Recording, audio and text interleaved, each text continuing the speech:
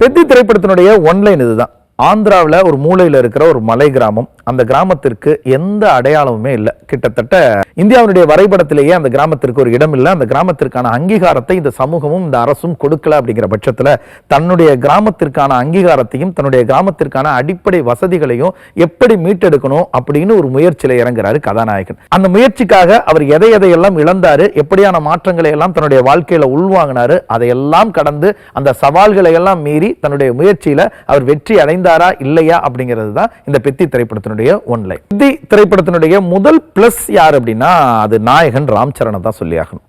இந்த ஒரு படத்திற்காக இவர் இவ்வளவு மெனக்கடல்களை கொடுத்திருக்கிறத பார்க்கும்போது இந்திய சினிமாவிலேயே இப்படி ஒரு அர்ப்பணிப்பு மிகுந்த நாயகன் இருக்கிறார் அப்படிங்கிறது ஒரு பெரிய ஆச்சரியம் தான், ஒரு பெரிய மகிழ்ச்சிக்குரிய செய்தி தான்.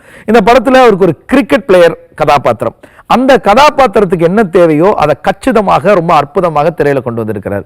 அதை தாண்டி ஒரு மல்யுத்த வீரராக இவர் அடுத்த கட்டத்துக்கு நகரும் பொழுது அதற்கான மெனக்கெடல்கள் இருக்கு இல்லையா, அது ரொம்ப சிரமப்பட்டு பல சவால்களை எல்லாம் மீறி தான் அந்த காட்சிகளுக்கு அவர் உயிர் கொடுத்திருக்கிறார்னு சொல்லணும். எல்லா காட்சியிலையும் ஈச் அண்ட் எவ்ரி ஃப்ரேம்லையும் அவருடைய மெனக்கெடலையும் அவருடைய கடினமான உழைப்பையும் அவருடைய அர்ப்பணிப்பையும் இந்த படத்துல நம்மளால பார்க்க முடியுது. அவர்தான் இந்த பெத்தி, அவர்தான் இந்த படத்தினுடைய முதுகெலும்பு, அவர்தான் இந்த படத்தினுடைய உயிர் நாடி ஆன்மா, எல்லாமே அவர்தான் இந்த படத்தினுடைய முதல் பிளஸும் கூட.